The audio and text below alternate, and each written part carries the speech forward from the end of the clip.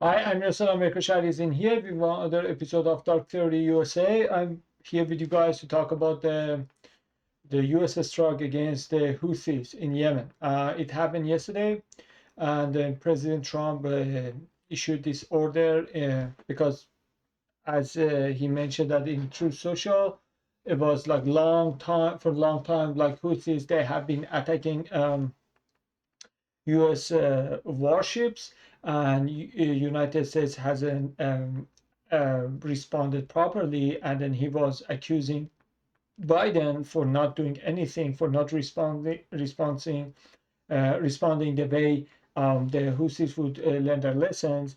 But in my opinion, it's way deeper and darker than that. First, I'm gonna put a couple of videos about like those news, especially Fox News, to explain the situation from their lens, and then I will give you my take. But yeah, yesterday it happened. It was like a because Houthis they were blocking the Red Sea, if I'm not mistaken.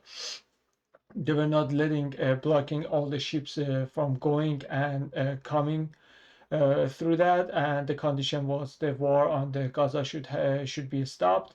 And if not, we're gonna continue doing that. Especially the main target was U.S. warships or even commercial ships, like just when they were shipping goods and stuff, and also especially Israeli ones. And one thing that Israel had a very bad issue, so much issue with the Houthis was like, like the pager for the Hezbollah or the Hamas or Hashdushabi. So all of them, they could be corrupted by the money, or they could send some spy over there. But with the Houthis, wasn't the case. And Houthis, what they were doing is like they couldn't find any tactic somehow to infiltrate, to penetrate inside the system, so they could corrupt them inside the way they did that with Hezbollah and others, especially with the pagers.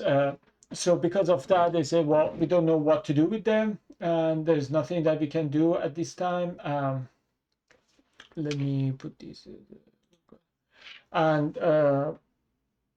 they say, okay, so maybe we should attack them. And I will go through them. Like, it seems like it is just to protect the United States ships inside the Middle East, but again, after that, I will tell you why I think it is not the case. Let's see what this one says.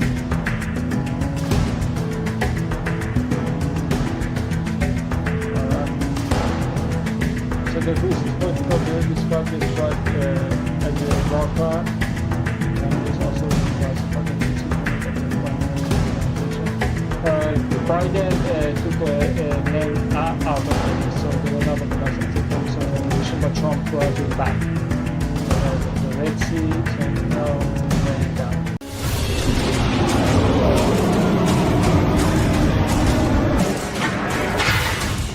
So right now, so now Houthis, I saw that they were getting ready to retaliate.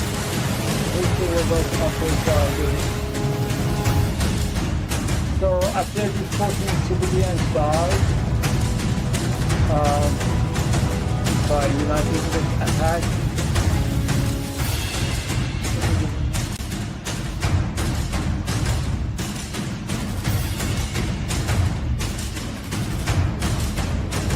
situation in Yemen is very hard.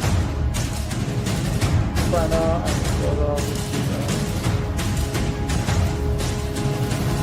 and China and Qatar where the United States attacked. Our Yemeni army put off pretty perfect response.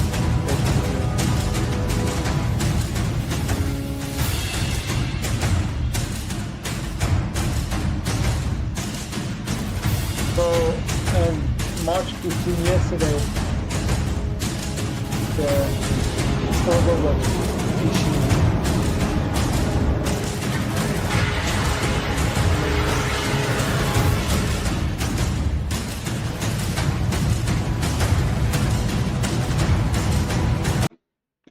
Hey everyone, it's Hit Girl here. You might know me from my work.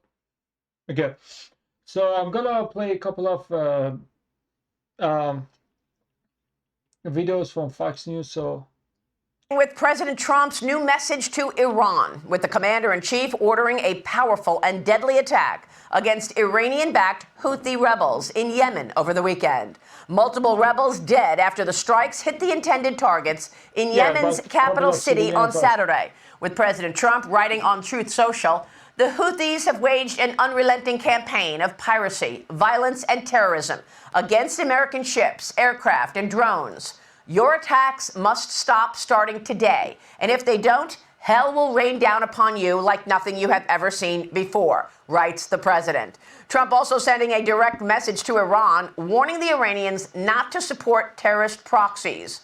The president following up after breaking news on this program last week that he sent a letter to the supreme leader of Iran asking to open up talks regarding Iran's nuclear ambitions. I've written him a letter saying, I hope you're going to negotiate, because if we have to go in militarily, it's going to be a terrible thing for them. You wrote a letter to the Khomeini? Yes. The leader? When did you send the letter? Yesterday. And you said you better negotiate, or we want you to negotiate? I didn't say you better. I said, I hope you're going to negotiate, because it's going to be a lot better for Iran. And I think they want to get that letter. The other alternative is we have to do something, because you can't let them have a nuclear weapon. Those comments sparking a response to the interview from Iran last weekend, with the supreme leader saying Iran would not be bullied, writing, the insistence of some bullying governments on negotiations is not aimed at resolving issues, but rather at asserting dominance and imposing their demands. The Islamic Republic of Iran will certainly not accept their demands, writes the Ayatollah Khomeini. Joining me now with more on the Yemeni attack, Iran, and the president's agenda is the nation's Secretary of Defense, Pete Hegseth. Mr. Secretary, great to see you this morning. Thank you for being here. Can you tell us how it all went down on Saturday? Well, it all went down because an era of peace through strength is back. Just like in his first term, President Trump had to deal with the weakness of President Obama and get rid of ISIS, and he did it more quickly than anybody else. We're sitting on 4 years of deferred maintenance from Joe Biden, where, in particular, when you talk about the Houthis, they were allowed for over 100 times to shoot at U.S.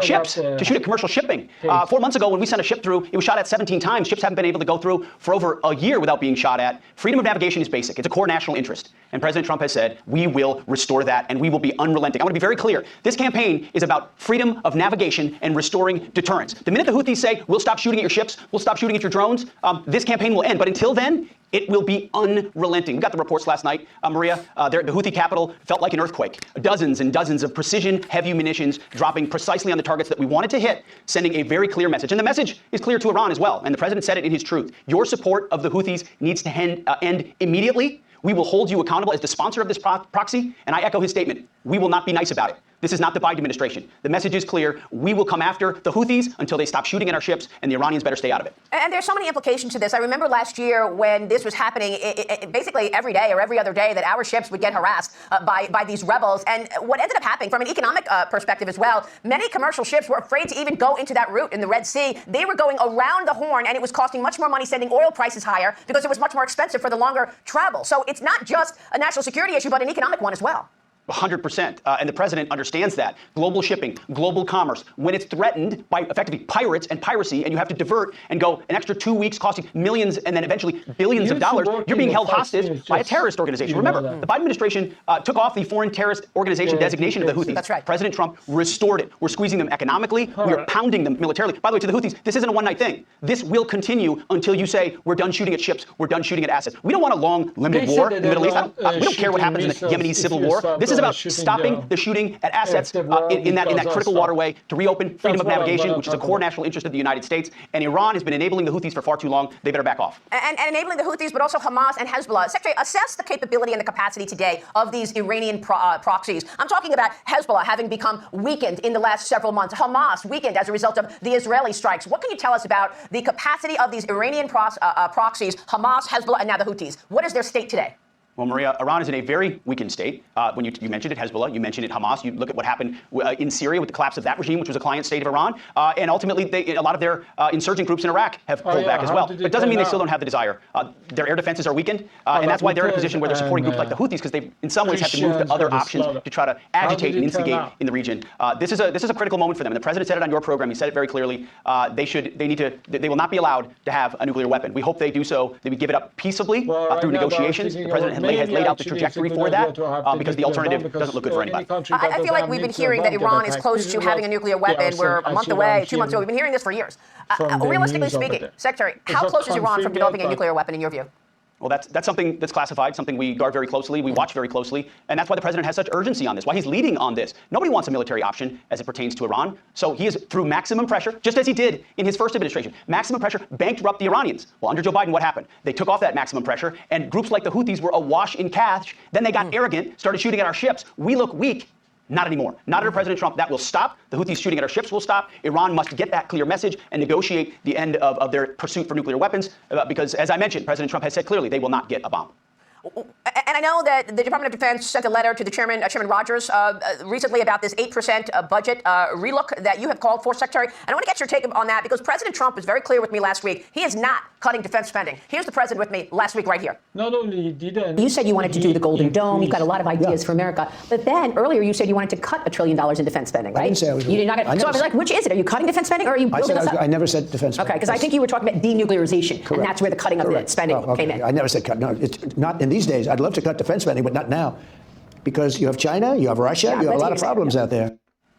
So, Secretary, the letter that was sent to Chairman So, Rogers was we talking hear about that the he fiscal wanted year to do that. 26 One of budget the request, perhaps reason incorporating that that people 8% like me decline voted there. for him If was you're looking at because an he increase in wanted to defense spending, Secretary, de-escalate. how do you allocate that? Where are the Just needs in our for military? I know we don't have enough CR, ships, and the Navy in episode, China the is previous actually episode was dominating about us when it that. comes to the number of ships. But how do you allocate that Was increase in like defense about, spending? Ships, shipbuildings, continuing long-range resolution. munitions, hypersonics, Just long-range not drones, all a the Golden Dome, expenses, southern all border. the The president has base laid out that very the clearly Biden his had, agenda to rebuild the U.S. plus military. He did it in his first term. $13 He's going to do it billion again. more This for 8% has been highly mischaracterized, Maria. It's not a cut. It's a reallocation away from Biden priorities toward Green New Deal stuff, toward President Trump priorities. So we have revived the warrior ethos inside the military. We're reestablishing deterrence. And per the president's direction, we're going to rebuild the military. You're going to see a historic investment in the weapons and modernization required to stand up to our enemies. President Trump is committed to that. He's asked me to be a part of it. We're going to work with Capitol Hill to do it. But we're going to be fiscally responsible with taxpayer dollars, Maria. We're going to pass an audit. We're going to work with Doge. We're going to find there's plenty of waste, fraud, and abuse in the DOD. We're going to find it. At the same time, we're going to reinvest overwhelmingly in systems and rebuild this military because our kids and grandkids require President Trump to lead the way. This is very important clarity that you just gave us. This is a reallocation, not a decline. Secretary, it's great to see you this morning. Thank you, sir. Thank you.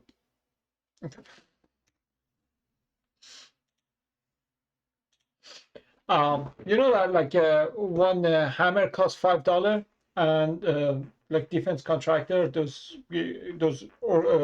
private companies, corporation that they are creating it, making it, selling to the government, to the army for $35. They put it on the receipt on the price, like it.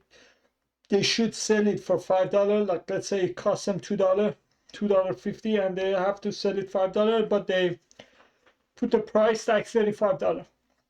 Like basically $32.50 higher than what it should be. And then nobody cares, and government just write them a check, and that's okay for them. Do you know why? Because they are not paying from their pocket. Their pocket is our tax money, and we are paying that much money to them. Can you believe that? Like we are paying with our tax money, pay for the hammer which costs $5, $35. Like, can you believe that? Like, it should be $5, but we are the government is paying $35. Why? Because government doesn't care. It's our money. They didn't pay it by themselves. They are using our tax money. So for that reason, that's very crazy that what is happening, and we voted for cutting that too. Like, let's go, like a Doge is a good thing, but let's start with the pharmaceutical company. Let's start with the defense contractor. Let's see, it is the waste, like fraud. The hammer that should be $5, they are selling it to the government, to the army for $35, and they are using it our tax money. Let's start with that. Not only Doge hasn't started anything about defense contractor, but also now they are increasing the budget for $35. And now the Houthis. Look, listen. I saw the what was that? The libertarian Thomas Massey. He asked Grok in the X that what are the top 5 countries that they're getting benefited from the Red Sea the shipments. And United States not even top 5. China is the first one.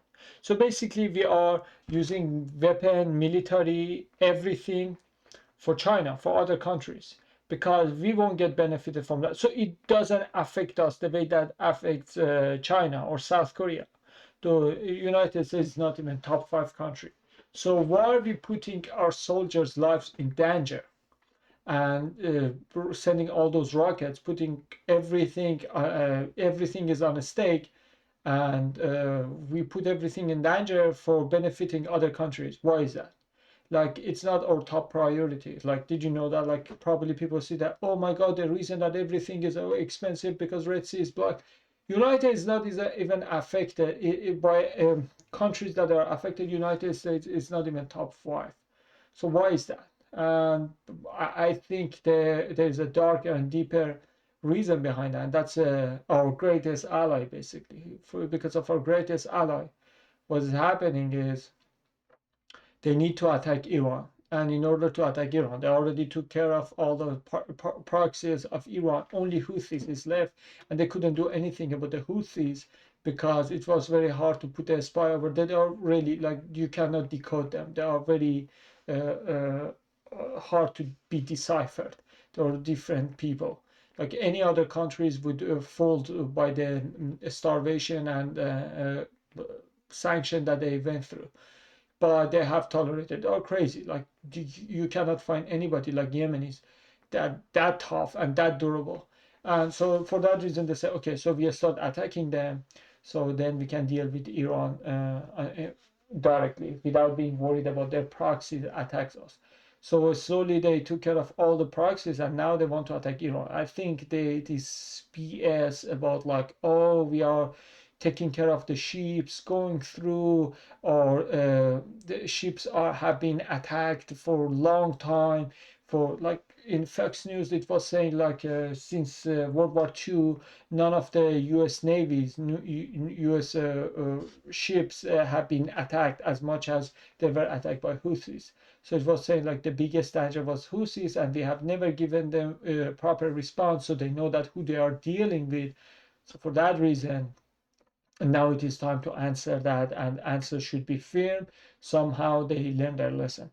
But I think it's just a preemptive, it's a pre-action, pre-steps to do the real mission, real task, which is, this is the side quest to get ready for the main quest. The side quest is attacking Houthis. So when they know that they cannot threat them and they cannot attack them, so they can attack Iran. And maybe that's well, when President Trump sent a letter to the Ayatollah, basically it was like, we prefer to have the deal with you. If you don't, then we're gonna have military response. And Supreme Leader of Iran, Khamenei, responded like, their conditions are changing all the time.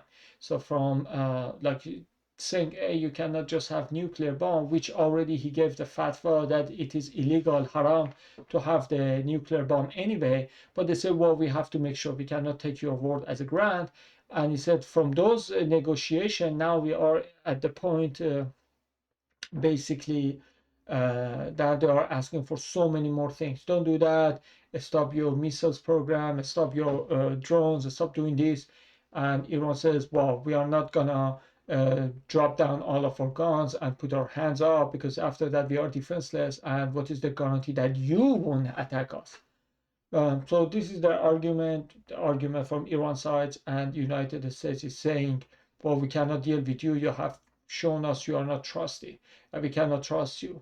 And this is going back and forth. So what I'm saying right now is, if the plan is to go attack Iran, whatever it is, don't fool us. Don't say, oh, we attack Houthis because we cared about you guys. You don't have to pay so much for the goods because they are blocking the ships. They are pirating all those ships. They're hijacking, getting, like, they attack the ships and take over the ship. We want those ships go back and forth safely, so they don't need to go around it from South Africa, go around the Africa and go to the America, to save you money, save you dollar, blah blah blah blah. Well, we are not in top 5. We are not even in the list in the top 5 countries that are affected by Red Sea. So don't give me that. Plus, those oils, those everything are going to be affected by Houthis. We can already extract them fracking over there. You forgot to drill, baby, drill, all of them.